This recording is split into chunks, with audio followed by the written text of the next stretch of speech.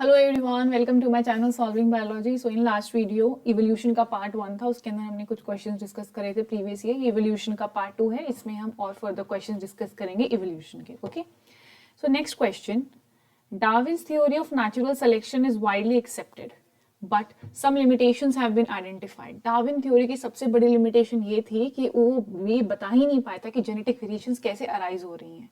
ठीक, कि how genetic variations arise, ये उसकी सबसे बड़ी ड्रॉबैक या लिमिटेशन थी डार्विन की थ्योरी की। Next, name and state the most accepted theory of evolution in modern times. Modern time में सबसे एक्सेप्टेबल थ्योरी है कीमोसिंथेटिक थ्योरी, जिसको हम बोलते हैं केमिकल थ्योरी ऑफ इवोल्यूशन या मॉडर्न थ्योरी ऑफ इवोल्यूशन, जो ओप्रेन एंड हल्डन ने दी। उसका एक्सपेरिमेंट किसने किया? मिलर ने। तो कीमोसिंथेटिक, ठीक, काफी सारे नाम हैं। कीमोसिंथेटिक थ्योरी ऑफ इवोल्यूशन या मॉडर्न थ्योरी या केमिकल थ्योरी ऑफ इवोल्यूशन, उसमें क्या कहा गया था कि सिंपल इनऑर्गेनिक मॉलिक्यूल से कॉम्प्लेक्स ऑर्गेनिक मॉलिक्यूल्स बनते हैं। सिंपल इनऑर्गेनिक है, वो जोड़ के कॉम्प्लेक्स ऑर्गेनिक मॉलिक्यूल जैसे अमीनो एसिड, शुगर, पॉलीमर्स बनाते हैं। पार्ट 1 में हमने ये डिस्कस भी किया, राइट। अब C part, mention any two ways the limitations identified in Darwin's theory of evolution are explained in modern biology। तो हमने देखा वेरिएशंस को समझा ही नहीं पाया कि जेनेटिक वेरिएशंस कैसे अराइज होते हैं इंडिविजुअल में। तो ये बताना है कि कौन से दो तरीकों से जो लिमिटेशंस थी इनको ठीक कर दिया गया मॉडर्न बायोलॉजी में। देखो, वेरिएशंस कैसे अराइज होती हैं? म्यूटेशन से अराइज होती हैं। डार्विन ने सारी बातें करी नहीं कि म्यूटेशंस होती हैं या फिर सेक्सुअल रिप्रोडक्शन होता है, हाइब्रिडाइजेशन होता है, रिकॉम्बिनेशन होता है, जिस वजह से वेरिएशंस आती हैं। ठीक, और वेरिएशंस किस वजह से आती है? रिकॉम्बिनेशन। रिकॉम्बिनेशन कब होता है? During meiosis, right. ठीक है, हाइब्रिडाइजेशन के दौरान भी वेरिएशंस आती हैं।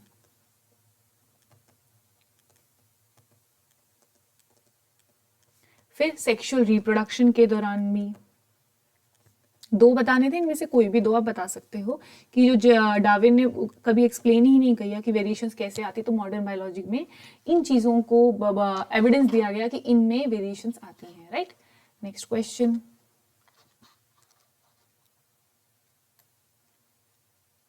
सीबीएसई 2020 का क्वेश्चन है, the hypothesis that life originated from pre existing non living organic molecules was proposed by Oparin and Haldane. उसने सबसे पहले क्या कहा था कि लाइफ जो हमारी ओरिजिनेट हो रही है, it was preceded by non living organic molecules. ठीक, ये किसने कहा था? ओप्रेन एंड हल्डन ने कहा था। नेक्स्ट क्वेश्चन,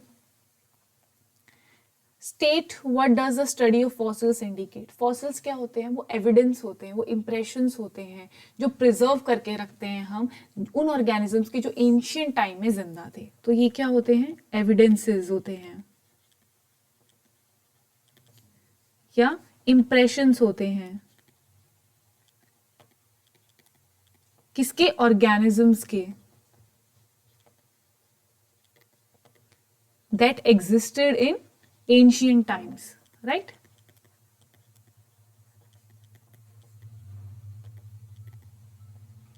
जो कि एंशियंट टाइम में ऑर्गेनिज्म जिंदा थे, उनका कोई ना कोई इंप्रेशन या उनका कोई बॉडी पार्ट या फीकल मैटर जिसको हम स्टोर करके रखते हैं ताकि जो आगे जनरेशन आए वो पढ़ पाए उसकी एनाटॉमी कैसी थी, उसकी फिजियोलॉजी कैसी थी, मॉर्फोलॉजी कैसी थी, उसको पढ़ पाए।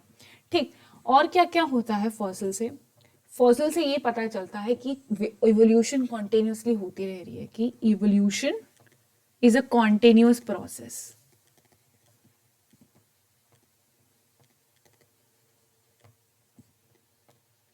ठीक, और फॉसिल से क्या पता लगता है कि जो सबसे पहले लाइफ ओरिजिनेट हुई थी वो कहाँ ओरिजिनेट हुई थी? सी में। First life originated in sea, right.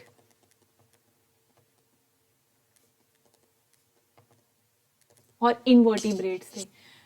अच्छा, फिर उसके बाद इवोल्यूशन की बात की, तो फॉसिल्स को जब हम प्रिजर्व करते हैं तो हम उस ऑर्गेनिज्म के बारे में पढ़ने के लिए या उसके एंसेस्टर्स के बारे में पढ़ने के लिए, स्टडी अबाउट एंसेस्टर्स, उनकी लीनिएज कैसी है, फाइलोजेनेटिक्स, स्टडी ऑफ एंसेस्टर्स।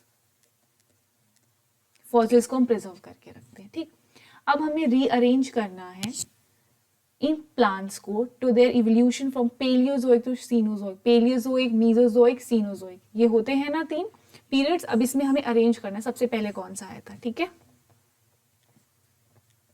सबसे पहले राइनिया, कौन से में था ये, पेलियोजोइक में। उसके बाद कौन सा आता था, अर्बोसेंट लाइपोजोड्स,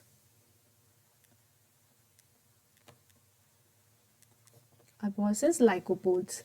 ठीक है, ये भी पेलियोजोइक में था। उसके बाद कॉनिफर्स, कॉनिफर्स किस में थे, मीजोजोइक के अंदर।